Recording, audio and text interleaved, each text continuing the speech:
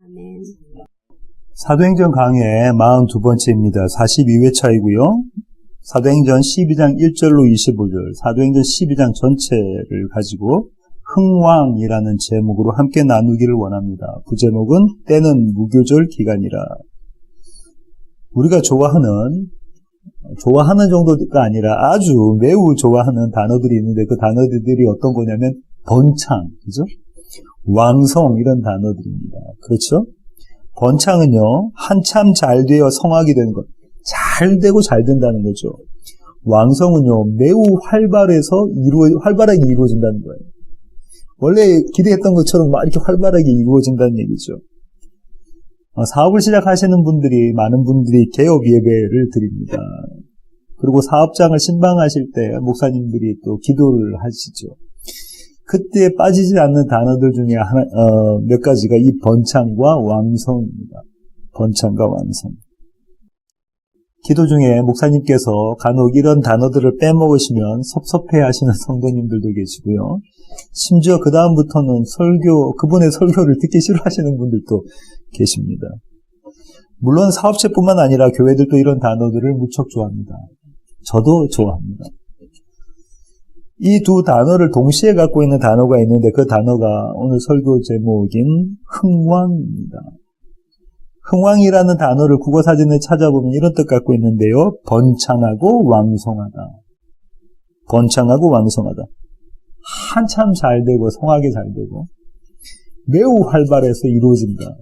얼마나 좋은 거예요. 번창하고 왕성하고 잘 되고 잘 되는 것이 이 흥왕입니다. 사업이 이렇게 흥왕했으면 좋겠고, 우리의 살림살이가 가게의 재정이 이렇게 흥왕했으면 좋겠고, 우리 자녀들이 이렇게 흥왕했으면 좋겠고, 또 우리 교회가 이렇게 흥왕했으면 좋겠죠. 이렇게 되기를 싫어하는 사람이 있을까요? 우리 가운데 이런 흥왕을 싫어하실 분이 계십니까? 계시면 한번 손 들어보십시오. 우리 모두는 이 흥왕이라는 것, 이렇게 되기를 원하고 있습니다. 그렇죠? 짐짓 아닌 척 하지만 우리 마음속에는 이 흥왕을 바라고 있어요. 아파트 살고 계신 분들은 내 집 갖고 싶고요. 조그만 집 살고 계신 분은 더 큰 집 갖고 싶고요. 그러지 않습니까? 조그만 비즈니스 하시는 분은 큰 비즈니스 하시고 싶고요. 교회가 작으면 더 큰 교회가 되어지고 싶고요. 우리 모두가 갖고 있는 마음이 이 흥왕의 마음입니다. 그런데 성경이 말하는 흥왕은 저와 여러분이 원하는 흥왕과는 좀 다른 것 같은데요. 오늘 나눌 그 설교의 주제가 이 흥왕입니다. 오늘 본문 사도행전 12장은요. 앞뒤가 아주 재미있는 구조로 되어져 있습니다. 11장 30절 보실까요? 12장 1절에 바로 앞구절인 11장 30절. 이를 실행하여 바나바와 사울의 손으로 장로들에게 보내니라. 지난 시간에 나눴죠. 이 안디옥 교회가 예루살렘 교회가, 그러니까 사실상 예루살렘 교회뿐만 아니라 그 소아시아 지역, 로마 제국이 기근에 흉년이 맞아서 기근을 접했거든요. 그래서 이 안디옥 교회에 있는 성도들이 없는 가운데 조금씩 십시일반 모아서 어떻게 하죠? 부조를 보냅니다. 헌금을 보냅니다. 어디로? 예루살렘 교회로. 그 헌금을 가지고 지금 바울과 바나바가 예루살렘 교회로 가는 장면, 보내고 있는 장면으로 11장이 끝이 나고요. 12장 마지막 구절 보십시오. 12장 25절. 바나바와 사울이 부조하는 일을 마치고 마가라는 요한을 데리고 예루살렘에서 돌아오니라. 부조를 마치고 이제 예루살렘 교회에 안디옥 교회 헌금을 전달하고 그리고 돌아왔다. 돌아온 장면 또 어디냐면 안디옥이죠. 보내는 장면이 또 안디옥 교회입니다. 이런 두 장면 사이에 원래 들어있어야 될 내용은 어떤 겁니까? 저와 여러분이 짐작하기로 이 두 장면 가운데 들어있어야 될 그런 스토리는 어떤 거냐면 이런 거 아니겠습니까? 예루살렘 교회가 너무 기뻐하고 반가워하고 감격해하죠. 왜냐하면 이방인이라고 우리하고는 다른 종족이라고 생각했던 그들이 어떻게 했다고요? 그들을 위해서 예루살렘 교회를 위해서 성도들을 위해서 헌금을 해서 없는 형편 가운데 똑같은 기근 가운데 있거든요. 없는 형편 가운데 헌금을 해서 그들에게 전달해 줬으니 얼마나 감격스럽습니까? 얼마나 기쁩니까? 예수 그리스도 안에서 교회의 하나됨을 경험하는 그 자리. 근데 그런 내용은 하나도 없습니다. 그런 내용은 하나도 없고 어떤 장면이 있냐면 헤롯이 교회를, 예루살렘 교회를 핍박하는 장면이 그림이 그려져 있습니다. 그죠? 도대체 누가는 왜 이 에피소드를, 이 스토리를 이 두 장면 사이에 삽입했을까? 끼워 넣었을까? 도대체 주님은 누가를 통해서 무엇을 설명하기 위해서 그러셨을까? 이런 질문을 우리는 갖게 됩니다. 이 질문에 대해서 신학자들은 이렇게 답변하는데요. 지금 베드로가 어떤 상황 가운데 있냐면은 도피할 수밖에 없는 상황 가운데 있잖아요. 헤롯의 손에서 벗어나서 도망갈 수밖에 없는 상황 가운데 있는데 그때까지 예루살렘 교회의 지도자였던 이 베드로는 그렇게 해서 예루살렘을 벗어납니다. 도망가게 되죠. 예루살렘에서 또 멀리 피해갑니다. 그러자 예수님의 동생이었던 야고보가 예루살렘 교회의 지도자가 되는 것이었다. 15장 이후부터 보면 야고보가 예루살렘 교회의 지도자거든요. 야고보가 최고의 지도자가 되어버립니다. 그러니까 그것을 설명해 주기 위해서 오늘 이 장면을 누가가 삽입했다라고 보는 신학자도 있고요. 물론 그럴 수도 있지만 좀 빈약한 것 같고요. 두 번째는 이런 겁니다. 12장의 마지막 구절이 어떻게 끝이 나냐면 조금 전에 말씀드린 것처럼 바울과 바나바가 이제 그 헌금을 전달하고 예루살렘 교회 장로들에게 헌금을 전달하고 누구를 데리고 가냐면 마가를 데리고 안디옥교회로 가요. 이제 이후부터는 뭐가 이어지냐면 바울과 바나바의 선교여행, 이른바 바울의 1차 선교여행이 시작되거든요. 그때 마가가 동행하게 되잖아요. 근데 그 이유를 지금 설명하는 것이다. 이렇게 말하는 신학자들도 있습니다. 역시 빈약합니다. 대부분의 신학자는 이렇게 이야기하는데요. 성도의 삶, 교회의 삶은 예수 그리스도의 삶과 동일하다는 거예요. 스데반 집사가 그런 삶을 살았고, 바울이, 얼마 전에까지 우리가 살펴봤던 바울이 그런 삶을 살았고요. 이제는 야고보가 그런 삶을 살았고, 베드로도 그런 삶을 살고, 모든 교회는 그런 삶을 산다라는 겁니다. 고난받는 종으로서 삶을 살아간다라는 거죠. 예, 여기는 동일할 수가 있습니다. 또 한 가지가 더 있는데요. 이런 겁니다. 그렇게 세상은 교회를 박해하지만 주님의 손은 그 교회를 그들의 박해로부터 건져내신다, 승리하신다. 반드시 복음은 승리한다. 예, 그 내용을 담고 있다는 거죠. 예, 그렇습니다. 저는 이 신학자들의 관점에 더불어 이 생각을 갖게 되는데요. 안디옥 교회가 지금 예루살렘 교회와 하나된, 연결된, 그걸 지금 이야기하고 있는 거잖아요. 안디옥 교회나 예루살렘 교회가 하나 되어졌다. 이제 이방과 유대가 하나 되어졌다. 교회는 하나다. 그 얘기를 하고 있는데요. 그 교회의 정체성은 이런 것이다라는 보여주는 장면이라고 생각합니다. 교회의 아이덴티티는 이런 것이다라는 것을 보여준다는 것이죠. 그 정체성을 한마디로 말하면 24절이에요. 12장 24절. 하나님의 말씀은 흥왕하여 더하더라. 무엇이 되냐면 믿는 자가 더해졌다는 거죠. 하나님의 말씀이 흥왕해서 번창하고 왕성해서 믿는 사람들이 더해지더라는 거예요. 다시 말해서 오늘 나눌 에피소드의 결론이 뭐냐면 하나님의 말씀이 흥왕하여 더하더라. 하나님 말씀이 흥왕했다는 거예요. 그런데 가만히 한번 생각해 봅시다. 우리가 이 누가의 기록을 보고 도대체가 누가가 왜 이렇게 기록했는지 이해가 되지 않아요. 왜 그러냐면요. 저와 여러분의 상식으로는 박해가 가해지면 어떻게 되죠? 사람들의 숫자가 줄어들어야 됩니다. 그죠? 막 지금 막 부흥하고 있다고 막 지금 이렇게 번창하고 있다가 왕성해지더라도 제가 있다가도 박해 핍박이 가해지면 어떻게 된다고요? 그 숫자가 줄어들어야 돼요. 그렇지 않습니까? 어떤 위험한 요소들이 있으면 그냥 그 숫자가 줄어들어야 되는 거예요. 그게 상식입니다. 그죠? 이 세상의 법칙이에요.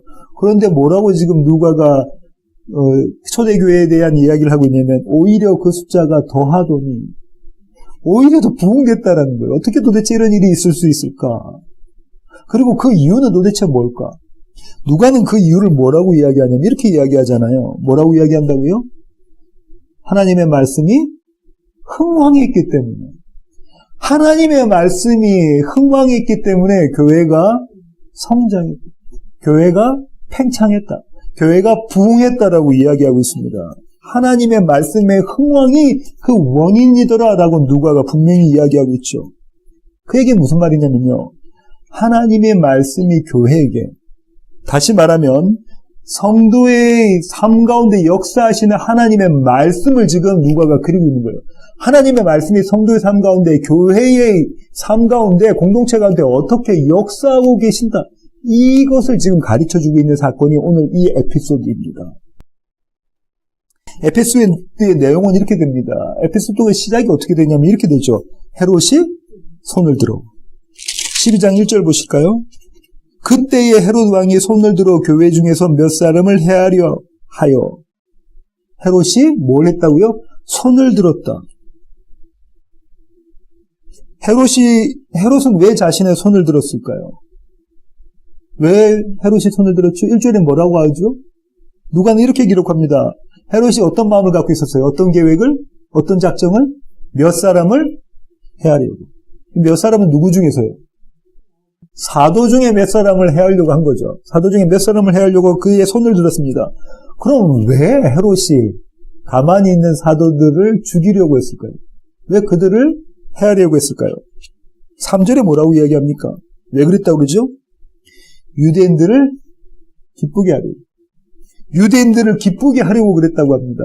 그럼 왜 헤롯은 유대인들을 기쁘게 하려고 했을까? 왜 그들의 기쁨을 사려고 했을까? 이런 질문이 들잖아요. 한마디로 이야기하면요, 이 헤롯은 정치를 할 줄 아는 사람입니다. 정치를 할 줄 아는 사람이에요. 여기서 저희가 헤롯의 여러 등장합니다. 그죠?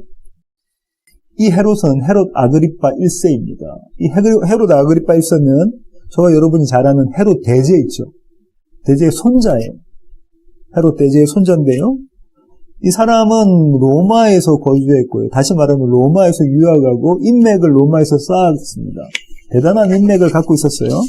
그래서 이 황제가 되고, 분봉왕이 되고, 이 왕이 되고, 그 지역을 다스리는 왕이 되고, 유대의 왕이 되고 난 다음에, 로마의 황제들이 잇따라서 팔레스타인 땅의 영역, 너 이만큼 더 다스려. 너 이만큼 더 통치해. 땅을 계속해서 더 준 거예요. 그래서, 자기 할아버지인, 조부인, 헤롯 대제만큼의 영역을 아주 넓은 팔레스타인 땅의 거의 대부분을 다스리는, 그런 사람이 되었습니다. 그러니까 로마의 그 지지를 등에 입고 있는 그런 사람이었죠. 근데 이런 사람에게 단 한 가지 결점이 있는데 그 결점이 뭐냐면 이 사람은 혼혈입니다. 이 사람 유대 사람, 반이 유대의 피예요. 왜냐면 그 할아버지가 반이 유대 피자였잖아요. 순수 유대인의 혈통이 아닙니다. 그런 헤롯 아그리파는요, 자기 정치가 안정적으로, 이 정권이 안정적이기 위해서는 어떻게 되어져 있냐면, 이미 로마의 확실한 지지는 가졌으니까, 이제 자기가 다스리는 지역이 대다수의 사람이었던 유대 사람들의 지지를 받아야 되잖아요. 유대인들의 지지를 받아야 됩니다. 그래서 유대인들을 기쁘게 할 필요가 있었던 거죠. 한마디로 이 헤롯 아그리파는 사람을 기쁘게 하기 위한 그런 목적을 갖고 있었던 사람이에요. 다시 말하면 더 정확히는요, 그들을 기쁘게 한다는 얘기는 무엇이냐면, 유대인들을 기쁘게 한다는 것은 무엇이냐면, 나를 위해서입니다. 나의 안정적인 통치, 내가 다스린 나라의 안정, 정권을 위해서 그랬다는 거죠. 나를 위해. 나를 위한 사람이 헤롯입니다.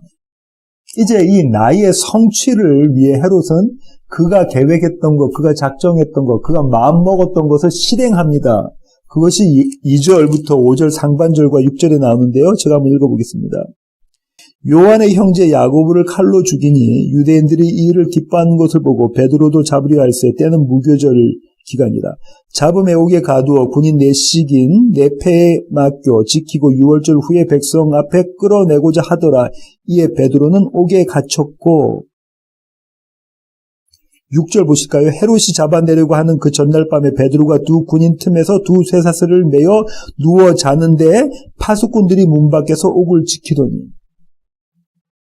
자, 이제는 유대인들의 지지를 받기 위해서 그가 계획했던 것을 실행에 옮겼는데 그 첫 번째 실행이 뭐냐면 요한의 형제 야고보를 죽이는 것이었습니다. 이 요한의 형제 야고보는 예수님의 사촌이죠. 그죠? 그렇습니다. 누가복음 5장 10절과 11절 보실까요? 누가복음 5장 10절과 11절 보십시오. 세베대의 아들로서 시몬의 동업자인 야고보와 요한 또 놀랐습니다. 예수께서 시몬에게 이르시되 무서워하지 말라. 이제 후로는 내가 사람을 취하리라 하시니 그들이 베드로를 육지에 대고 모든 것을 버려두고 예수를 따르니라. 처음에 베드로와 요한과 야고보를 불러내시잖아요. 베드로의 형제들하고 이렇게 불러내시잖아요.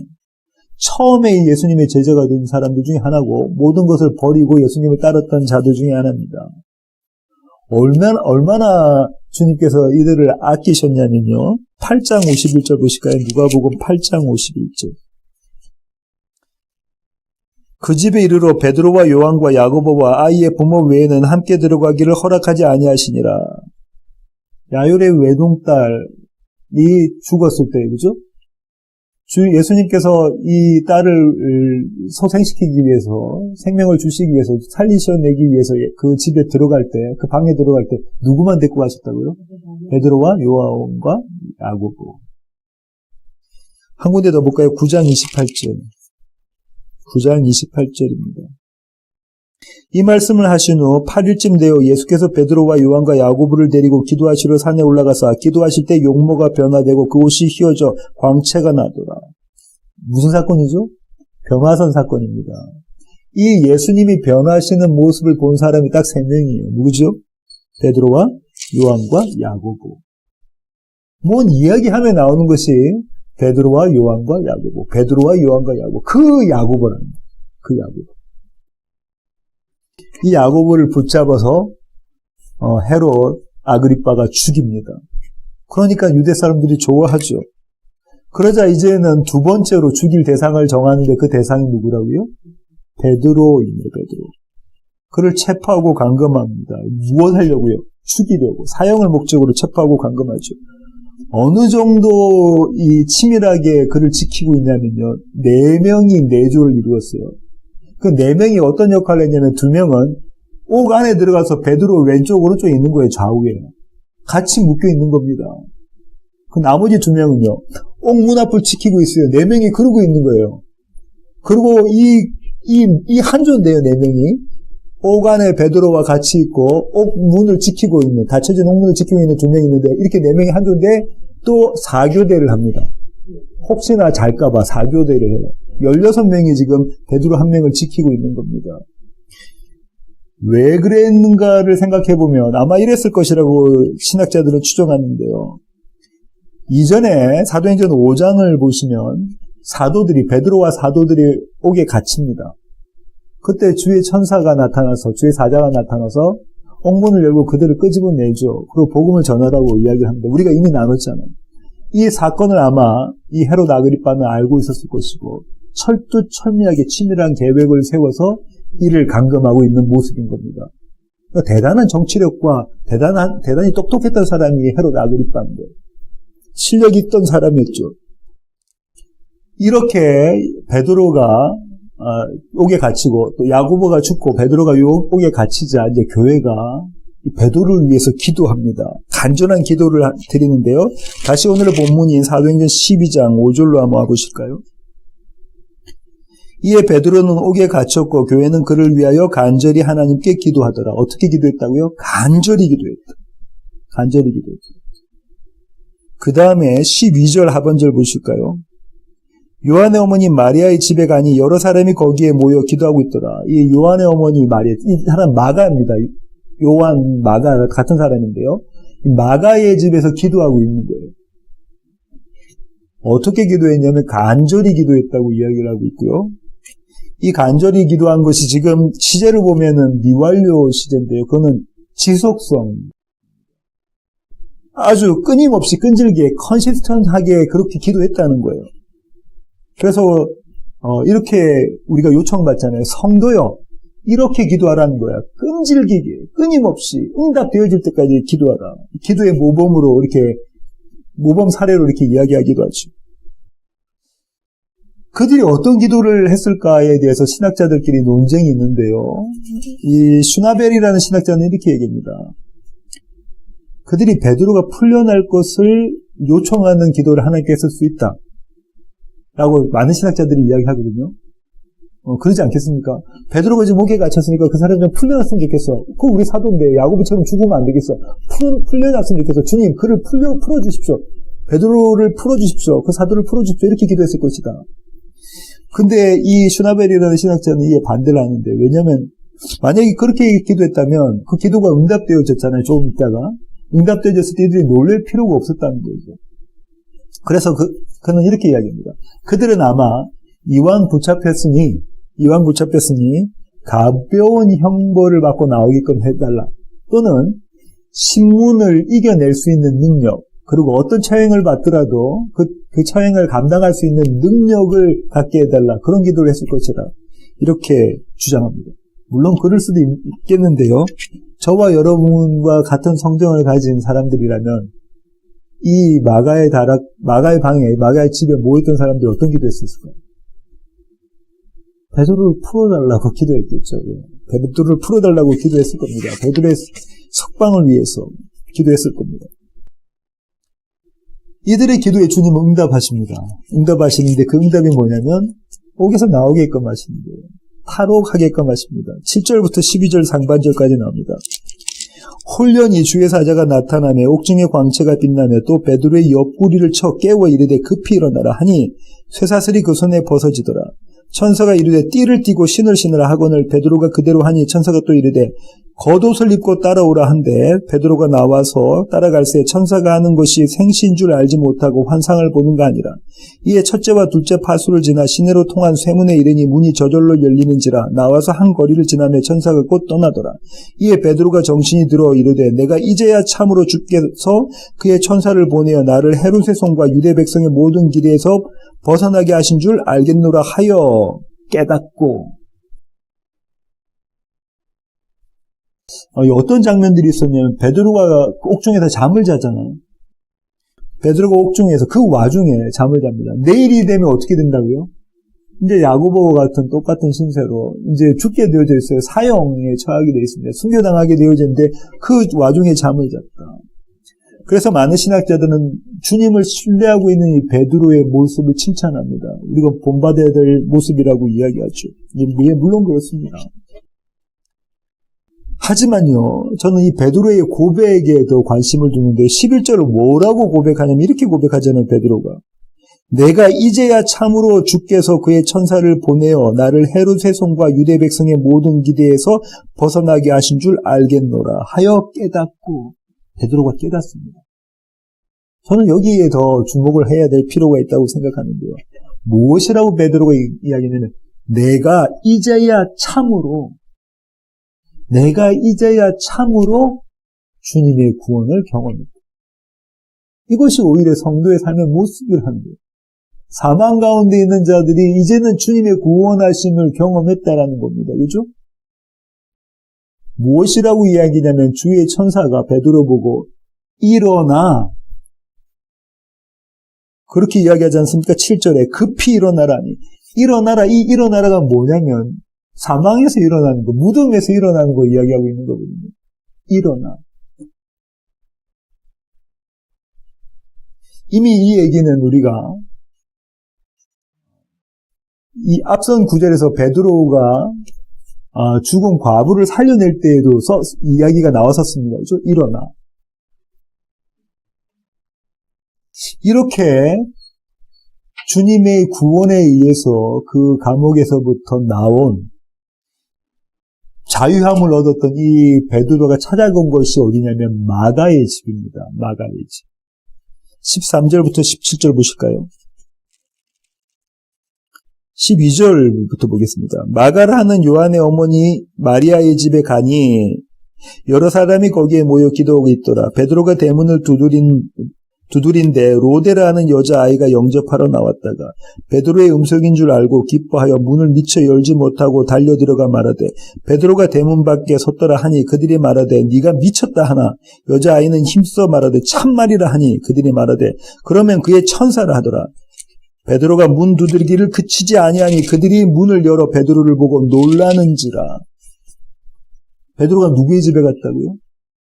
마가의 집에 갑니다. 요한이라고도 하는 마가의 집. 이 마가는 누구의 조카인가요? 바나바의 조카입니다. 이 마가의 집은 매우 컸어요. 왜냐면은 대문부터 또 다른 문까지 거리가 있는 아주 큰 집입니다. 그 집에서 예수님과 예수님의 제자들은 최후의 만찬을 하셨을 겁니다. 또 우리가 알아야 될 게 무엇이 나냐면 이 사람들이 초대교회 성도들이 마가의 집에 모여있더니 성도들이 뭐라고 하냐면 베드로가 왔다면 그 베드로는 베드로가 아니고 베드로의 천사였을 것이다 이렇게 이야기하잖아요. 유대인들의 신학에는 어떤 것이냐면 모든 사람들에게 하나님의 백성들에게는 그 백성의 보호해주는 수호천사가 있다고 믿었거든요. 그 천사라고 지금 생각하고 있는 겁니다. 여기 아이러니가 있습니다. 아까 제가 말씀드렸던 아이러니가 여기 있는데요. 지금 이들이 어떻게 기도했다고요? 간절히 끊임없이 진실되게 무엇을요? 베드로를 풀어주게 주십시오. 베드로까지 붙잡히면 안 됩니다. 교회가 흔들립니다. 야고보가 죽었는데 이제 베드로까지 붙잡히면 안 됩니다. 하나님, 주님, 예수님, 이제 우리 이 베드로 사도를 풀어주십시오. 근데 베드로를 주님이 풀어주셨어요. 근데 그들이 어떻게 했다고요? 그 사실을 믿지 않습니다. 그 사실을 믿지 않아요. 기도한 대로 응답되어졌는데 그 응답을 믿지 않습니다. 대단한 아이러니다. 저 역설입니다. 어쩌면 우리의 기도의 모습도 이런 모습이 있지 않는가 싶습니다. 우리를 돌이켜볼 필요가 있다고 생각합니다. 어쨌든 간에 베드로가 이렇게 어옥에서 나왔고요. 탈옥을 했고요. 여기에 대해서 헤롯이 반응을 하게 되는데요. 18절부터 19절 보실까요? 나리샘의 군인들은 베드로가 어떻게 되었는지 알지 못하여 적지 않게 소동하니 헤롯이 그를 찾아도 보지 못하며 파수꾼들을 신문하고 죽이라 명하니라. 헤롯이 유대를 떠나 가이사랴로 내려가서 머무니라. 헤롯은 화가 날 만하죠. 철두철미하게 대단한 계획을 가지고 지금 베드로를 감금하고 있고, 그리고 이제 날이 샜으니까 유대 사람들에게 그 베드로를 끌고 가서 그들이 원하는 대로, 그들이 기뻐하는 대로 어떻게 베드로를 처형할 일만 남았는데, 그래서 이제는 완전하게 유대인들의 지지를 받아낼 그런 지금 시간이었었는데 이 베드로를 놓쳐버린 거예요. 그러니 화가 날 만도 합니다. 어떻게 보입니까? 식후구에 있던 모든 병사들 죽이라고 명령하죠. 요렇게 첫 번째 단락이 끝이 나고요. 그 다음에 두 번째 단락이 이어지는데 그 단락이 20절부터 23절인데요. 이 사건은 앞에 있는 사건과 또 다른 모습입니다. 사건은 이렇게 시작됩니다. 발단이 이렇는데요. 20절부터 21절입니다. 헤롯이 두로와 시돈 사람들을 대단히 노여워하니 그들의 지방이 왕국에서 나는 양식을 먹는 까닭에 한 마음으로 그에게 나와 왕의 침소 맡은 신하 블라스도를 설득하여 화목하기를 청한지라. 헤롯이 나를 택하여 왕복을 입고 단상에 앉아 백성에게 연설하니, 헤롯이 지금 어떤 모습을 보여주고 있냐면 누구를 싫어하냐면은 두로와 시돈 사람을 싫어합니다. 두로와 시돈 사람 싫어해요. 어떤 이유인지는 모르겠지만, 하지만 두로와 시돈 사람은 아니요, 헤롯이 미움을 받으면 안 돼요. 왜요? 그 땅에서 나는 음식을 우리가 먹어야 되거든요. 그 땅에서 나는 양식을 우리가 먹어야 되거든요. 사 먹어야 되니까. 굶어 죽을 수 없으니까 이제 화해하기를 원하죠. 화해하기를 원합니다. 그래서 헤롯이 나를 택해요. 이 나를 택했다는 거는 황제를 기쁘게 하고 즐겁게 하고 황제의 모든 영광을 돌리기 위한 정기적인 행사가 그 지역에 있었습니다. 그 날에, 역사가 요세포스에 의하면 그런 날에 무엇을 입고 있냐면 왕복을 입고 있습니다. 그렇죠? 역사가 요세포스는 이렇게 이야기한대요. 온전히 은으로만, 이 실버로만 짜여진 옷이래요. 얼마나 반짝반짝거리면서 화려했겠어요. 그런데 왕이 그런 옷 입는 거 마땅하지 않습니까? 왕이 그 정도 옷 입잖아요, 다. 그죠? 연설을 했다고 하죠. 연설을 했는데요. 누구에게 연설을 했냐면 자기가 다스리는 백성 사람들에게 연설을 했습니다. 정치가들은 그렇잖아요. 연설을 할 만합니다. 이 모습까지 뭐 헤롯이 무엇이 잘못됐는가 우리가 이렇게 이야기할 수 없습니다. 그죠? 이 두 번째 에피소드는 어떻게 마감하냐면 이렇게 마감하는데요. 23절 보실까요? 주의 사자가 고친이 벌레에게 먹혀 죽으니라. 헤롯이 벌레에 먹혀 죽었다고요.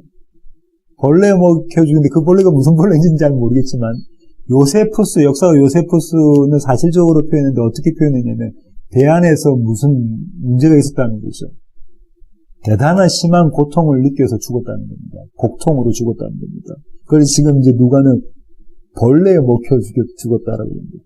여기 주목할 모습이 있는데요. 구절인데 이게 뭐냐면 주의 사자가 곧 친이에요. 주의 사자가 헤롯을 치려면 무엇을 들어야 되면 그의 손을 들어서 치지 않겠습니까? 오늘 이 사도행전 12장이 처음인 누구의 손이 들렸다고요? 헤롯이 손을 들어서 누구를 죽여요? 야고보, 다시 말하면 교회를 치는 모습인데 에피소드의 결론은 마지막 부분은 누가 손을 들어요? 주의 사자가, 다시 말하면 여호와 하나님이 예수 그리스도가 손을 들어서 이 헤롯을 치는 모습입니다. 이렇게 마감이 되고 있잖아요. 어떤 모습을 대조하고 있냐면 창세기 3장 15절에 나와 있는 원시복음의 모습이 여기 그대로 나와 있습니다. 창세기 3장 15절 오랜만에 한번 찾아볼까요? 창세기 3장 15절 찾으셨으면 제가 한번 읽어보겠습니다. 내가 너로 여자와 원수가 되게 하고 내 후손도 여자의 후손과 원수가 되게 하리니 여자의 후손은 내 머리를 상하게 할 것이요 너는 그의 발꿈치를 상하게 할 것이니라 하시고, 이 원시복음이잖아요. 뱀의 후손과 여자의 후손, 이 사탄과 이 세상과 예수 그리스도의 그림이 그려져 있는데 지금 이 그림이 여기서 고스란히 그려져 있습니다. 그죠? 고스란히 그려져 있어요. 뱀의 후손이 지금 손을 들어서 여자의 후손을 치려고 할 때 여자의 후손이 어떻게 하죠? 그의 손을 들어서 뱀의 후손을 치는 모습입니다. 승리자는 누구시라고요? 예수 그리스도시다라는, 승리자가 교회다라고 이야기하고 있죠. 누가는요, 하나님이 이렇게 손을 드신 이유, 예수 그리스도가 손을 드신 이유를 뭐라고 이야기하냐면 22절과 23절에 이렇게 이야기합니다. 백성들이 크게 부르되 이것은 신의 소리요 사람의 소리가 아니라 하거늘, 지금 뭐라고 이야기하는 거냐면 두로와 시돈에 있는 사람들이 이렇게 이야기하는 거예요. 헤롯, 저 사람은 신이다, 사람이 아니에요. 신이다, 이렇게 이야기했죠. 헤롯이 영광을 하나님에게 돌리지 아니하므로, 헤롯이 영광을 하나님에게 돌리지 않았다는 얘기는 무슨 말이냐면 헤롯이 스스로 하나님이 되었다라는 거예요. 헤롯이 스스로 하나님이 되었다라는 겁니다. 하나님의 자리를 찬탈했다라는 거예요. 선악과를 먹었다는 거예요. 하나님이 손을 드신 이유가 그것이라는 겁니다. 그의 교만, 그의 하나님 되기, 그것이 죄라는 거죠. 여기까지 오늘 에피소드인데요. 제가 설교 처음에 이런 얘기했습니다. 11장 마지막 절이 어떻게 끝나냐면 안디옥 교회의 헌금을 가지고 안디옥에서 예루살렘 교회로 출발하는 사도들이죠. 바울과 바나바의 모습이 그려져 있고, 이 12장 마지막 절인 25절은 이들이 무사히 그 헌금을 잘 전달하고 부조를 잘 전달하고 다시 안디옥 교회로 돌아온 모습이라고 말씀을 드렸잖아요. 그런데 그 사이에 이 에피소드가 헤롯이 교회를 박해하고 헤롯이 손을 들고 마지막엔 주님이 손을 드시는 이 장면, 이 에피소드가 삽입된 이유가 이것이 교회의 정체성이다라는 말씀을 드렸잖아요. 교회의 정체성을 설명하기 위해서 이 에피소드를 삽입했다. 하나님은 누가를 통해서 이 에피소드를 삽입했다고 말씀드렸는데, 그렇다면 그 교회의 정체성이 무엇이냐면 말씀드린 대로 이 에피소드의 결론입니다. 뭐죠? 하나님의 말씀이 흥왕하여, 이걸 가르치기 위한 거예요. 교회의 정체성은, 교회의 모습은 이거라는 거예요. 하나님의 말씀이 그들 가운데 흥왕하여, 하나님의 말씀이 흥왕하는 공동체가 교회라는 겁니다. 자, 오늘 제가 쭉 말씀드렸던, 그리고 저와 여러분이 읽었던 이 누가가 기록한 이 에피소드는 어떤 장면들과 계속해서 오버랩됩니다. 그 오버랩되는 장면이 무엇이냐면 예수 그리스도의 십자가 사건과 예수 그리스도의 빈무덤 사건, 그분의 죽으심과 그분의 다시 사심, 부활을 이야기하고 있는 장면과 계속해서 오버랩돼요. 오늘 본문 사도행전 12장 3절 하반절 보실까요? 베드로도 잡으려 할세 때는 무교절 기간이라. 무교절이라는 것은 그 마지막에 6월절이 있다, 그죠? 예, 무교절, 부풀리지 않는 건 뭐죠? 누룩, 예, 그렇죠. 갑자기 생각이 안 나면서. 누룩을 안 넣는 빵을 먹는 건데 빨리 먹어야 되니까, 그죠? 부풀릴 시간이 없기 때문에. 그 무교절의 마지막 자락에 6월절이 있는 거지 않습니까? 절정이 6월절인데. 그 모습이 어디에 그려져 있냐면, 누가복음 22장 1절부터 2절 보실까요? 누가복음 22장. 누가복음도 계속 펴놓으시고요. 사도행전도 잡고 계십시오. 1절과 2절. 6월절이라는 무교절이 다가오매 대제사장들과 서기관들이 예수를 무슨 방도로 죽일까 궁리하니 이는 그들이 백성을 두려워함이더라. 언제요? 무교절 다가오는데 6월절이라고 부르면 무교절이라고. 동일한 이야기를 하고 있는 거죠. 동일한 얘기를 하고 있습니다. 여기 아이러니가 있습니다. 자 보십시오. 무교절 6월절은 어떤 거냐면 하나님께서 이스라엘 백성에게 자유함을 주신 겁니다. 포로에서부터 너희가 해방되어졌다라는 관계예요. 그 기쁨, 자유의 기쁨, 다시 말하면 사망에부터 살아남, 부활한 것을 경험한 것을 기뻐하고 즐거워해라. 그날로 주신 건데요. 이들이 무엇으로 기뻐합니까? 예수 그리스도를 붙잡고 그분을 죽인 것으로 기뻐하고요. 이들이 무엇으로 기뻐한다고요? 야고보를 붙잡고 야고보를 죽인 것으로 기뻐하고 있다는 유대인들이. 대단한 역설이다. 이제. 오늘 본문 사도행전 12장 4절 보실까요? 잡음에 옥에 가두어 6월절 후에 백성 앞에 끌어내고자 하더라. 누가복음 22장 54절 보시겠습니다. 아까 찾으셨던 22장 54절. 예수를 잡아 끌고 제사장의 집으로 들어갈새 베드로가 멀찍이 따라가니라. 66절. 날이 새매 백성의 장로들 곧 대제사장들과 서기관들이 모여서 예수를 그 공회로 끌어들여.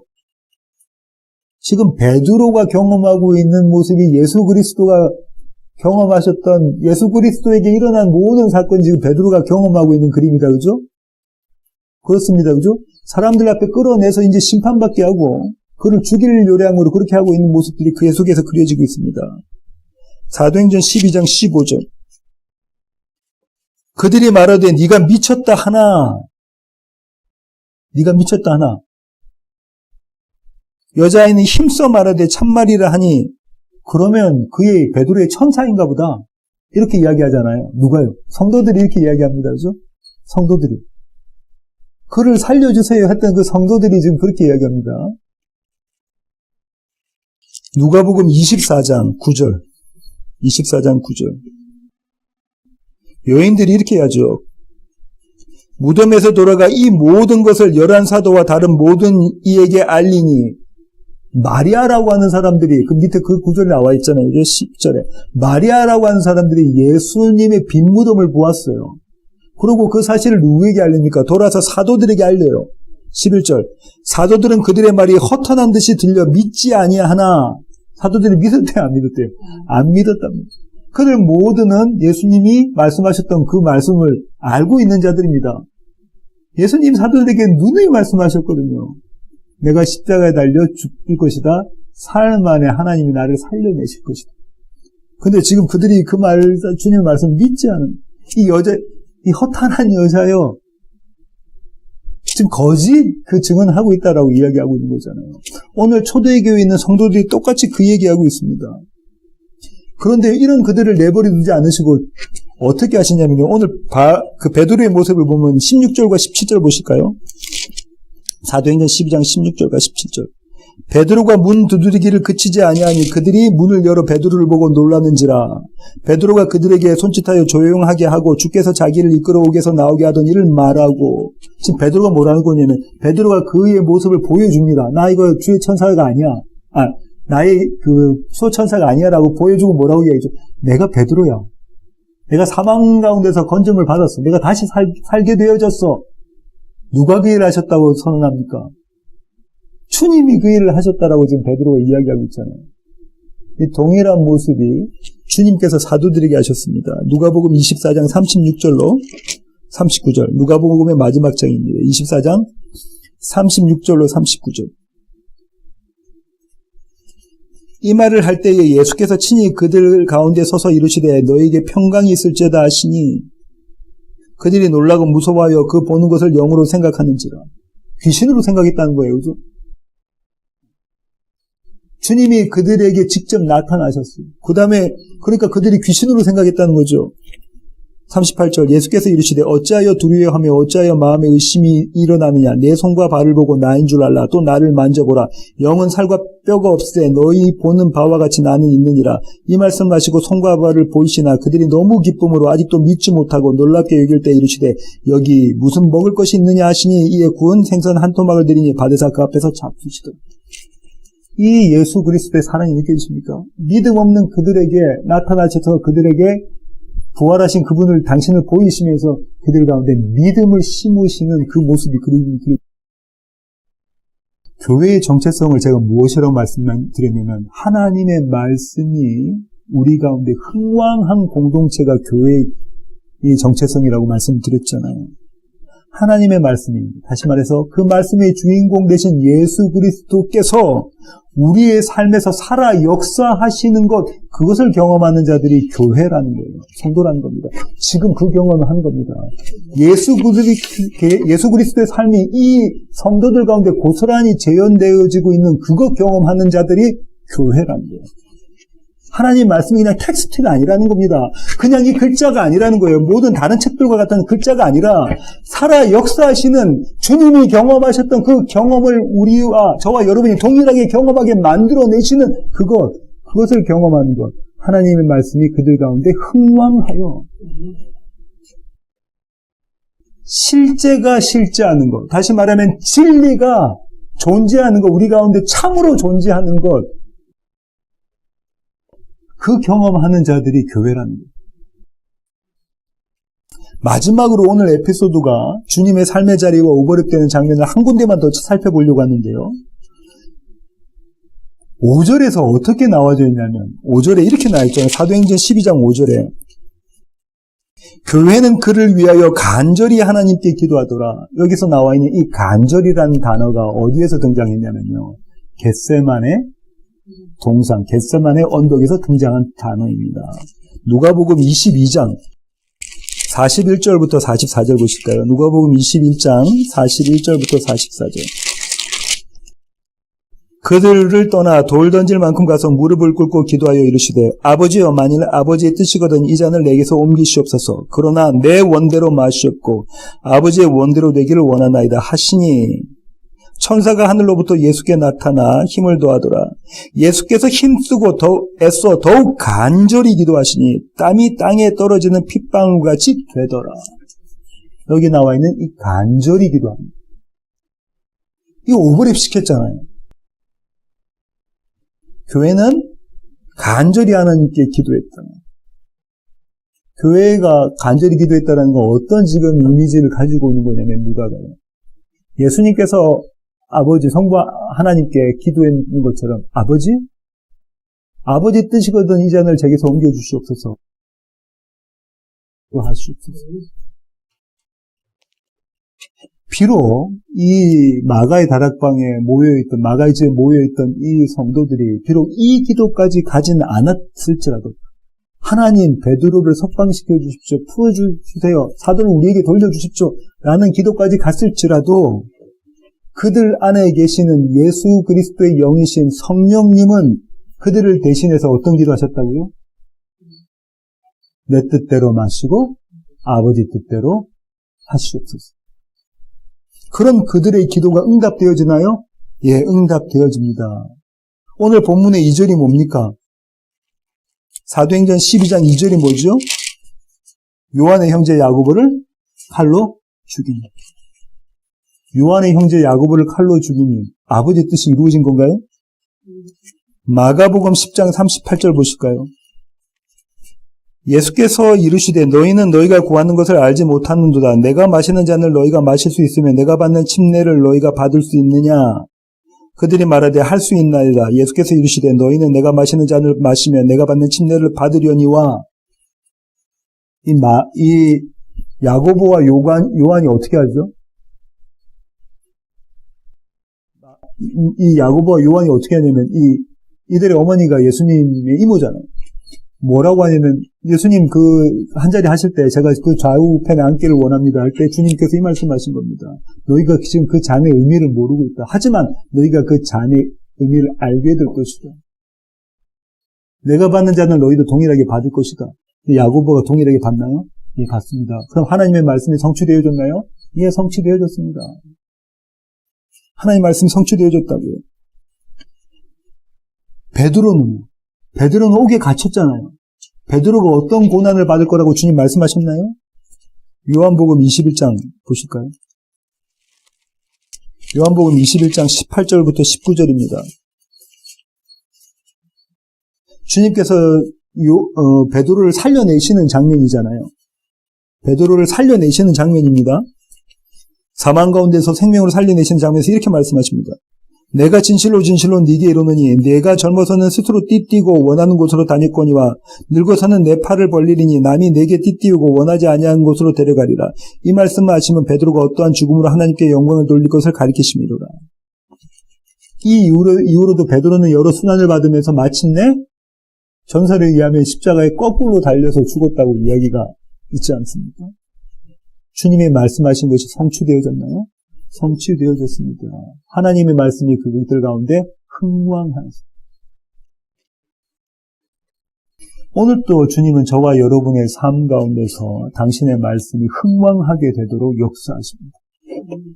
반드시 당신이 세우신 그 약속을 우리 가운데서 지켜내십니다. 우리 가운데 말씀이 흥왕해지고 단지 지식적인 그 하나님의 말씀이 아니라 살아 생명력이 있어서 우리 가운데 역사하시는 예수 그리스도와 동일한 모습으로 초대교회가 겪었던 것과 동일한 모습으로 우리 가운데 역사하시는 그래서 참으로 승리하게 만들어내시는 헤롯이 자신의 손을 들었지만 그 손을 꺾으시고 주의 손을 들어서 그를 치시는 그 완전한 승리 그 승리를 우리의 삶 가운데서 경험하게 하십니다. 이것이 교회 저와 여러분의 정체성입니다. 기도하시겠습니다. 주님 그렇습니다. 하나님 우리는 하나님의 말씀을 그저 텍스트로 여기는 경우가 많습니다. 하지만 오늘 이 초대교회의 모습들을 보면서 베드로가 겪고 초대교회 성도들이 경험한 것들을 보면서 하나님 그 말씀은 단지 텍스트로 그치는 것이 아니라 우리의 삶의 주인 되어져서 우리의 삶을 이끌어 가시는 것임을 깨닫습니다. 하나님 우리 가운데 이 주님의 말씀이 흥왕하게 그렇게 될 수 있도록 주님 저희들을 붙잡아 주시옵소서. 그 일을 우리 가운데 하여 주시옵소서. 미처 우리가 깨닫지 못할지라도 하나님 그 일을 우리 가운데 이루어 주셔서 우리가 주님께서 이루신 그 놀라운 일들을 바라보며 주님을 노래하고 찬양할 수 있도록 주님 저희들을 그렇게 붙잡아 주시옵소서. 이제는 우리 주 예수 그리스도의 놀라우신 구원의 은혜와 하늘 아버지의 크고 극진하신 사랑과 우리 안에 내주하셔서 우리로 하여금 하나님의 말씀의 흥왕을 경험하게 만들어 가시는 성령님의 충만하심이 이제 주님 앞에 머리 숙여 세워지는 교회 모든 지체들 머리 위에 이제로부터 영원토록 함께 하시기를 예수 그리스도의 귀하신 이름으로 간절히 축원하옵나이다. 아멘.